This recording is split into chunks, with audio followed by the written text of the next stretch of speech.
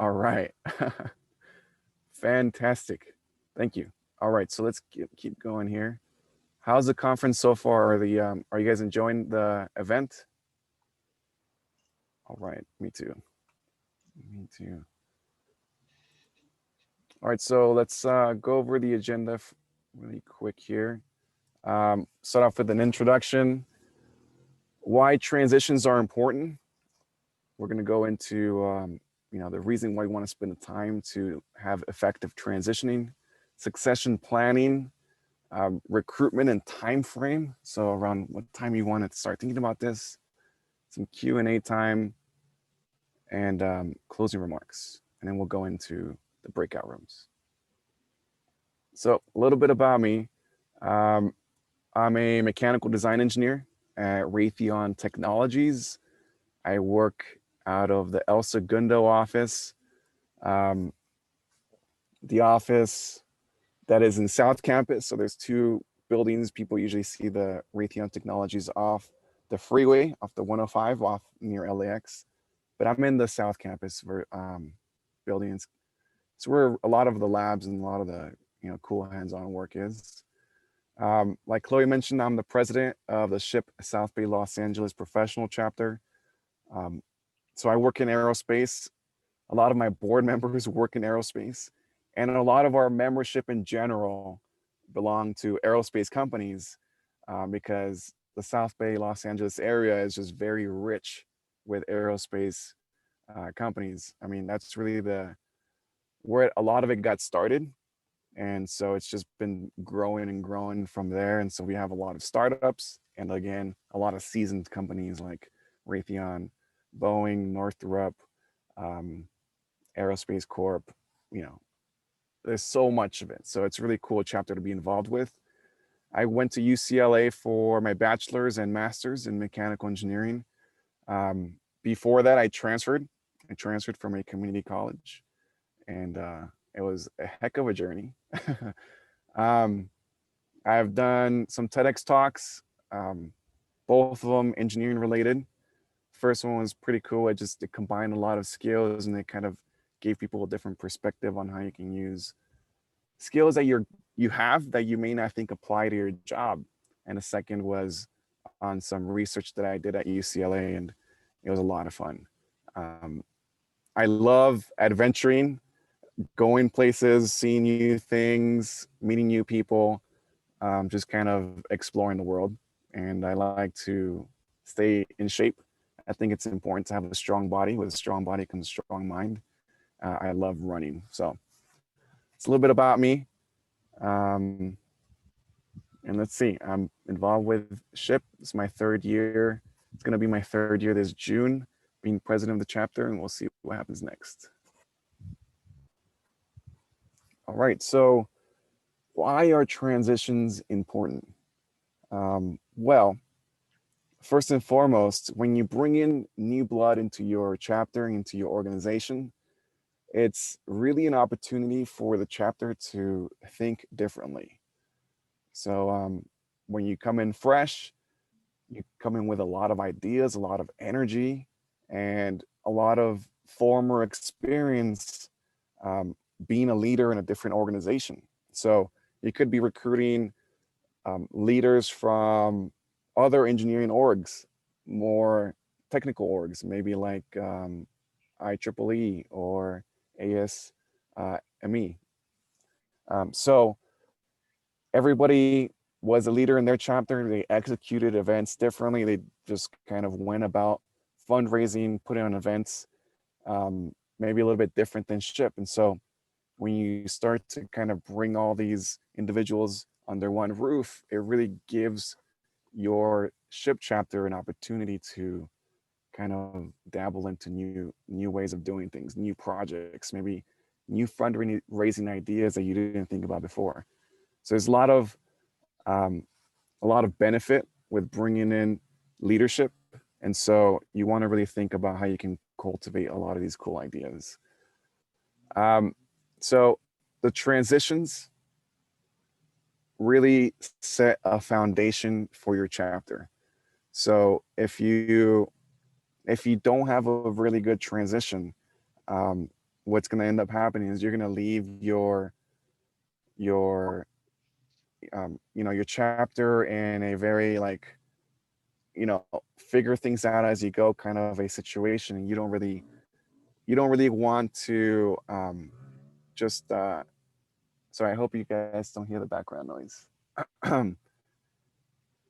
You don't want to have your new board reinvent the wheel. So with a effective transition, going through all the motions of the way things a chapter is going, it really gives new leadership comfort in taking the reins, taking the controls, and applying new things from there. So you don't want to leave your new board out in the dark when they first start in. It'll give them a really bad um, kind of starting point, and you want to make sure you can help as much as you can in the beginning. Effective transitioning also helps keep the momentum of the chapter. So if a chapter is, for example, putting on signature events that happen like once or twice a year, or maybe even monthly, you want to make sure that your new board is aware of kind of the rhythm that the chapter has throughout the year.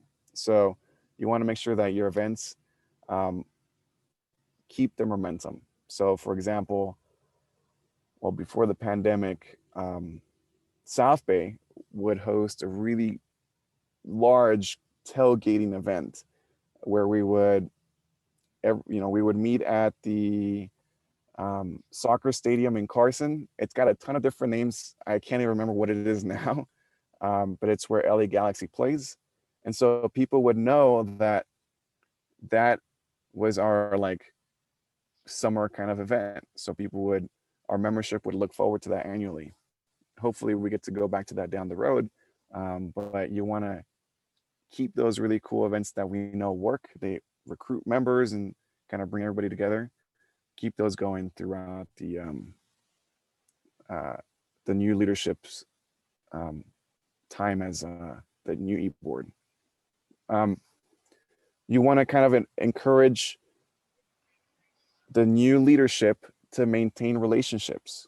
So during the transition period, usually you have people in the same room or on the same call, and you want to emphasize the relationships that your chapter has worked hard to keep. So those relationships can be with sponsors, they can be with partner organizations. I'm going to use South Bay as an example. We have very strong relationship with SWE Los Angeles. So we've put on a ton of events before and during the pandemic with SWE, the Society of Women Engineers Los Angeles chapter. And so when we transition our e-board, we're going to emphasize maintaining those relationships and kind of keeping the conversation going throughout the next year. So if they can, those relationships don't just drop off. And so they're going to be going through a new e-board as well. And so I'm sure they're going to have the same conversation. So maintaining relationships with partner orgs is really important. And with sponsors as well. So we have some sponsors and we have a commitment to them.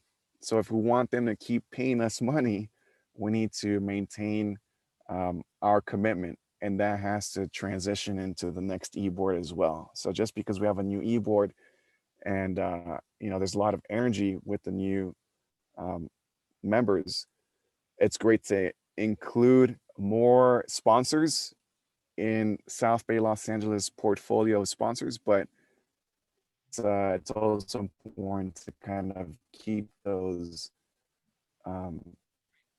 sponsorships going because we've already worked hard to maintain them.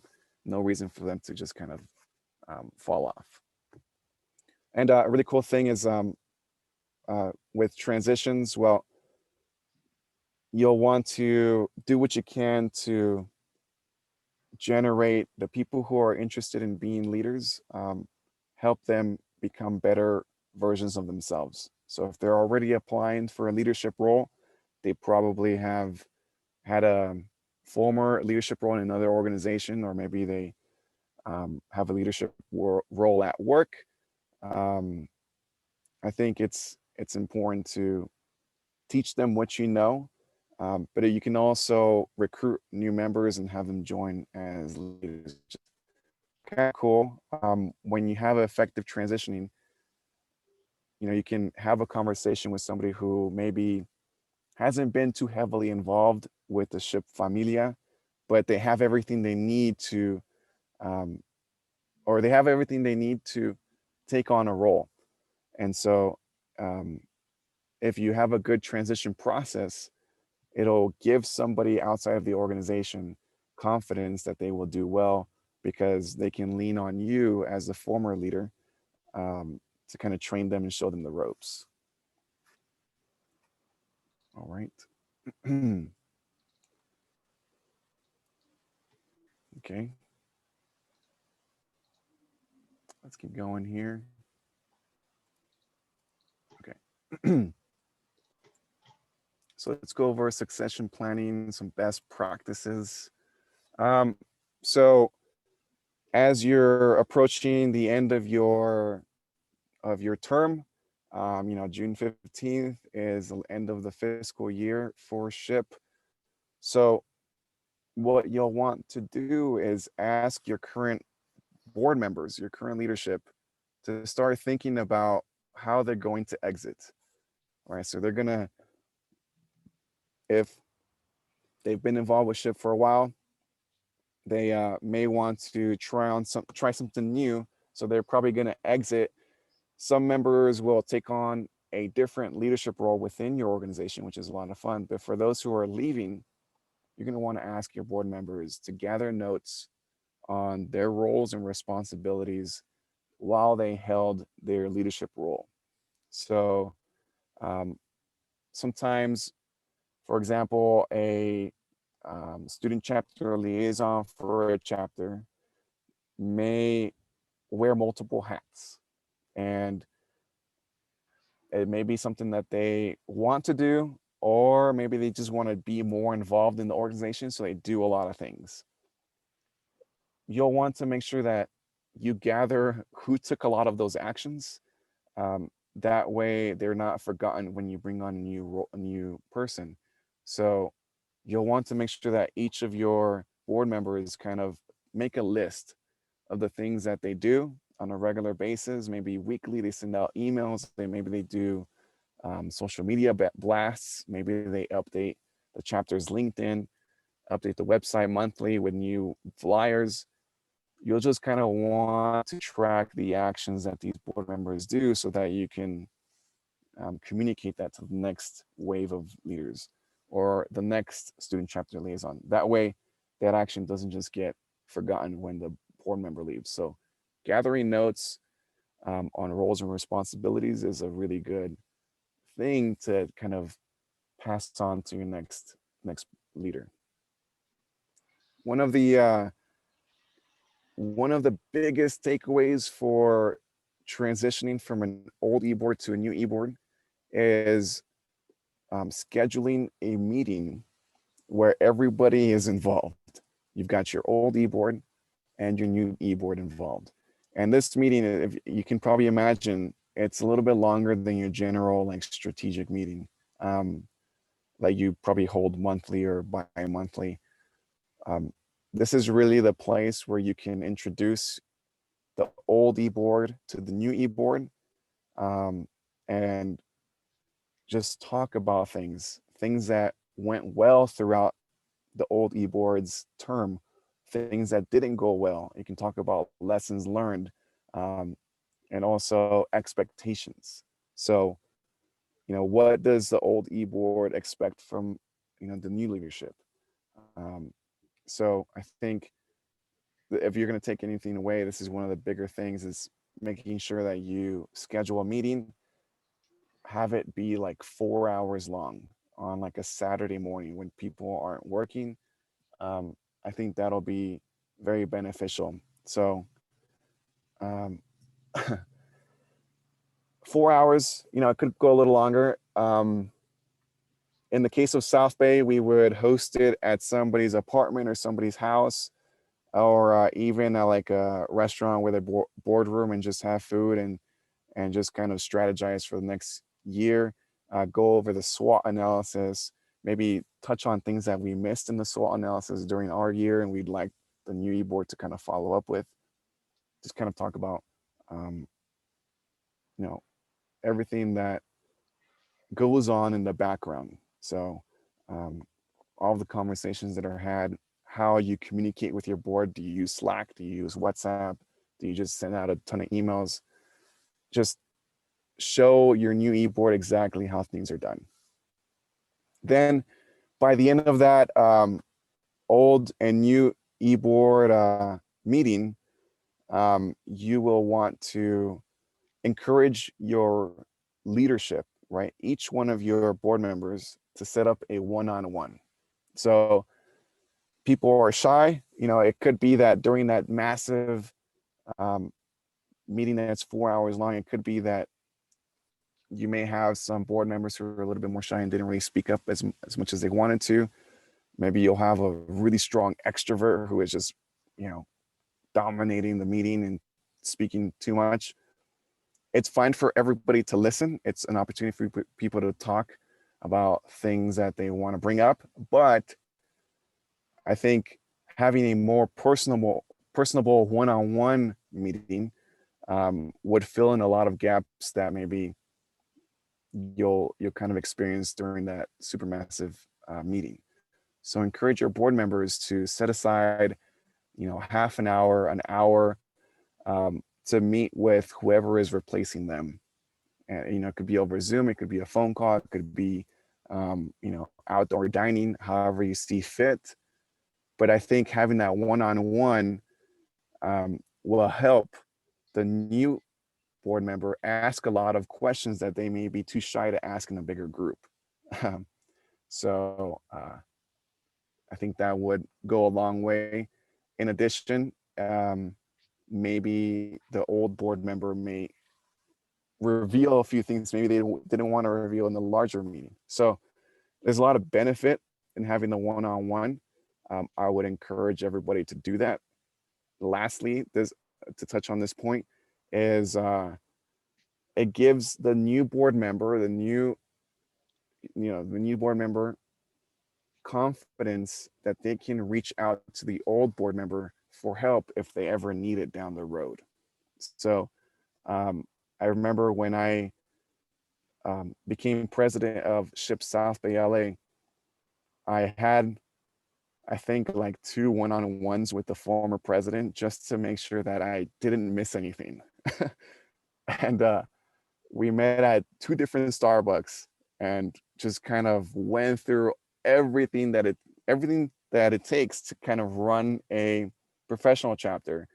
And she was very open to just letting me ask any questions I wanted, how to get awareness, how to put on events, what are some things that she's learned, what are some expectations she's had going in, and what the actual reality was, right? So I had a ton of questions, and meeting in person really helped me establish like a connection with her.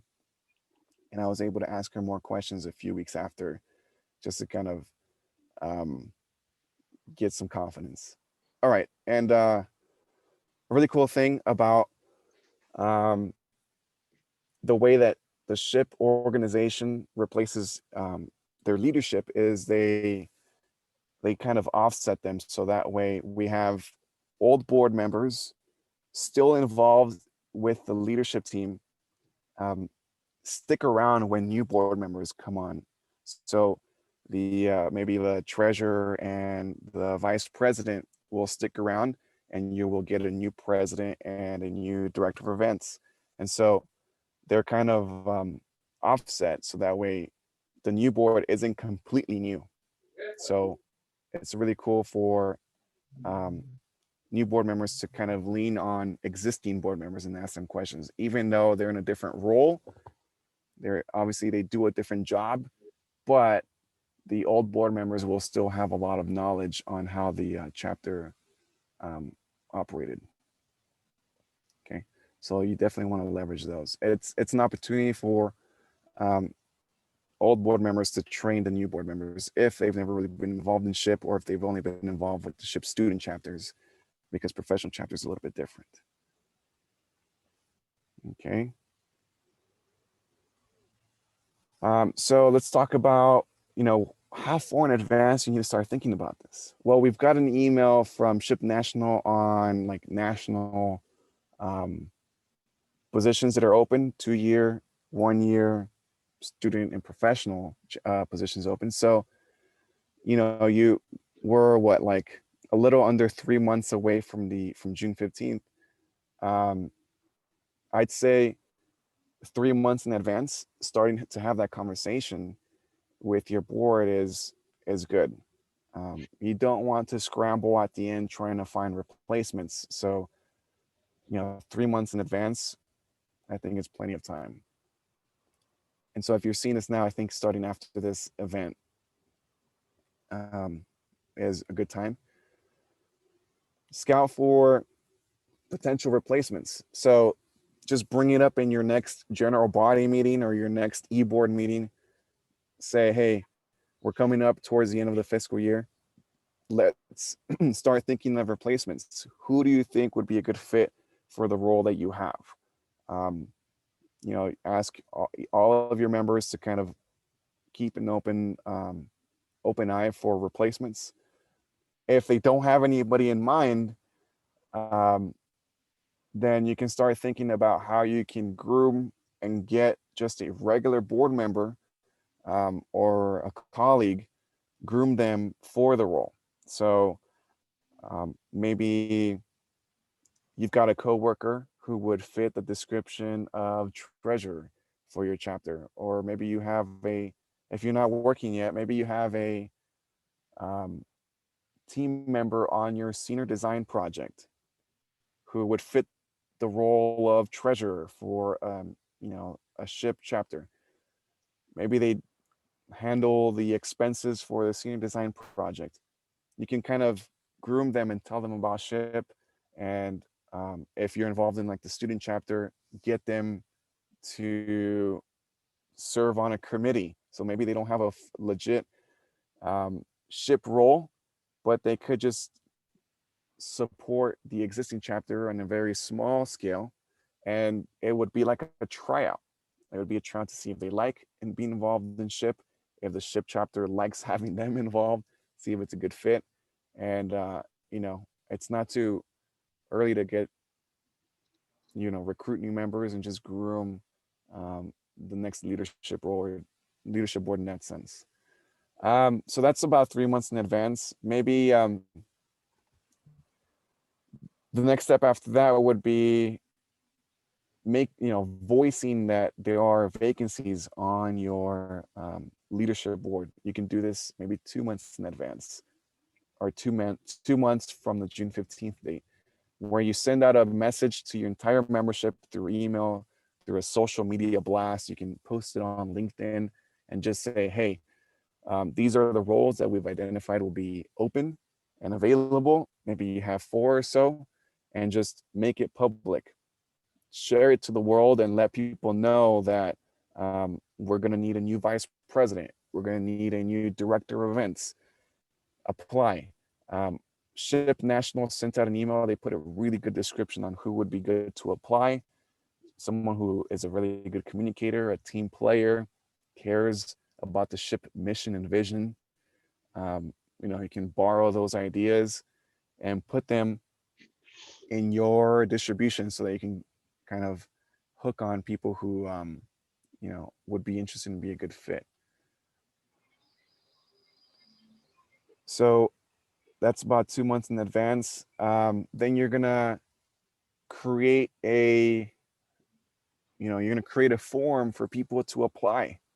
Okay, so the way that SHPE South Bay was recruiting new board members was through a Google form.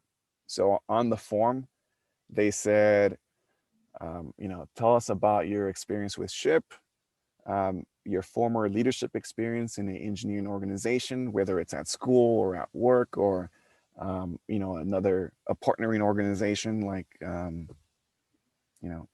AIAA. Um, just describe, what kind of a role you've had in the past. Um, and so you want to kind of send out that link for people to apply with your message on vacancies. I think Google Forms works great. It's a great way to capture interested board members, and from there, hopefully, what will happen is you'll get multiple people applying for the same role. So let's say you've got like 2 or 3 people apply for treasurer. Um, there's different ways that you can approach this. You can maybe do a public poll where you can have everybody interested submit like a small blurb on why they think they're a good fit. You can have a membership wide poll, or you can decide within your e-board, however your chapter wants to go about it. Choose, who would be the best fit. And if, let's say, you have 3 people interested in one role, I wouldn't just turn away the other 2. I would encourage them to either look into another vacancy that maybe nobody applied for, or keep them involved on a committee. Maybe you can say, okay, you want to be director of events, but we gave that role to a former board member for these reasons, but we still think you would be a very strong addition to our chapter. How about joining our chapter as the membership chair? Or how about joining as a separate committee? So that way you can just kind of keep them involved.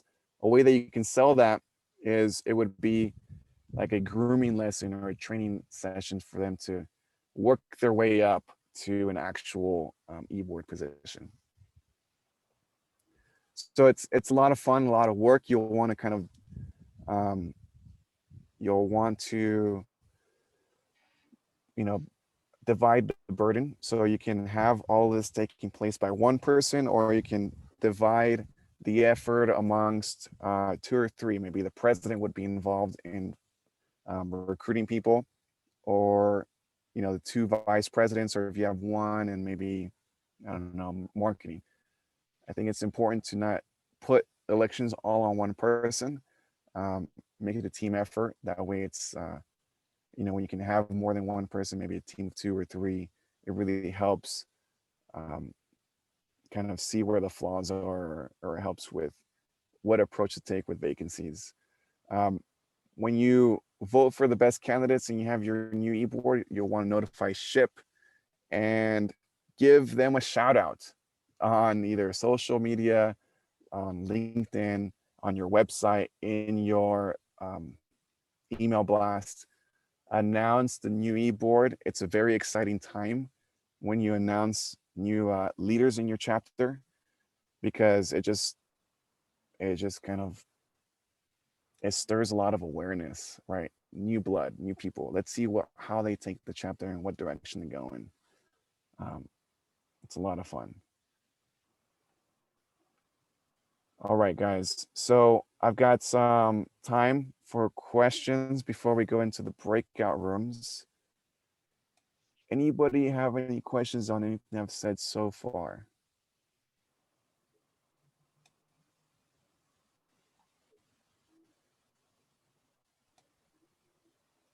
Thank you, Gerardo. Like he said, you guys are welcome to put questions in the chat or unmute yourselves and ask anything you'd like. Yeah, I have a question. You said you did 2 transition meetings with the previous president. Did you miss anything, like any question that you were thinking, man, I wish I would have covered this, that's commonly missed? That's a really good point, Miguel.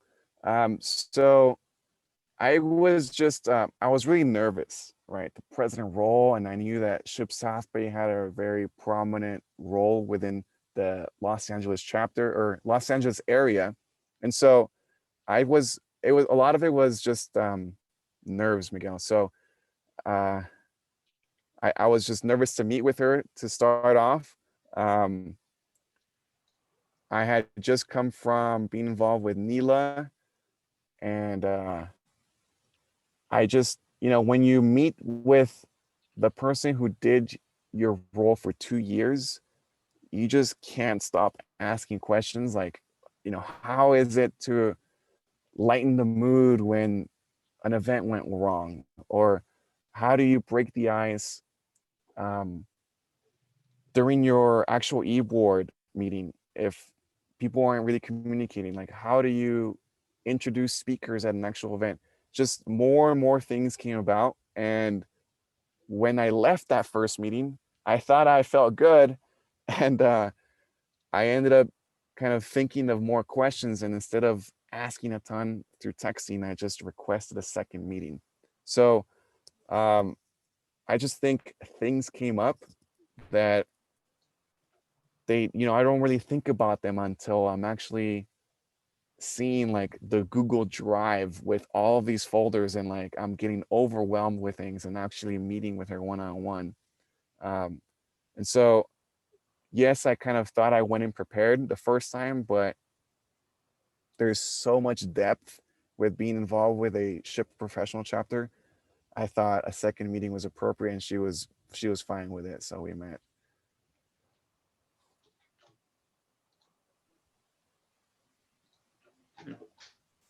Hey, Gerardo, I have a question. Now that you've been a president, or just for anybody in general in a leadership position for an amount of time, what are some things that you wish you would have known before you began the role? Good question. You've got to be, SHPE is a part of your life, and it's there 24/7. It's like being in a relationship. You've got to be there when it needs it needs you for something. You got to be there. It doesn't matter if it's when you're out having food, if you're in a meeting at work, if something comes up, you need to respond. So I thought that SHPE would be like, I can set my evenings for SHPE, twice a week, but it's not that way. It's something that you need to constantly have on alert. Activate all of the alerts that you have through SHPE. If you're on Slack, you better be getting those alerts as they come. And just you got to devote yourself 110% to SHPE for it to thrive. If you think that you can get away with not seeing a SHPE message for a week and you'll get to it later, it's going to come back and bite you in the butt. So really good point. I didn't know that it was going to be so demanding, but I absolutely love it. I love it so much, and I'm always the first to respond to like a SHPE message because the SHPE familia is strong, and I am not going to neglect my relationship with SHPE. Great question, Leo.